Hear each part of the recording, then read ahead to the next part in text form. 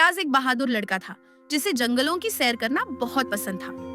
एक दिन वह अपने दोस्तों के साथ एक प्रासार जंगल की तरफ निकल पड़ा, जिसे जानवरों की सल्तनत कहा जाता था। जंगल के अंदर दाखिल होते ही अचानक जमीन हिलने लगी और एक चमकती हुई रोशनी ने उन्हें अपनी लपेट में ले लिया। जब रोशनी खत्म हुई तो रियाज और उसके दोस्त हैरान रह गए। वह जानवरों की दुनिया में पहुंच चुके थे। यहाँ के जानवर बोल सकते थे और एक मुंजा बादशाहत में रहते थे।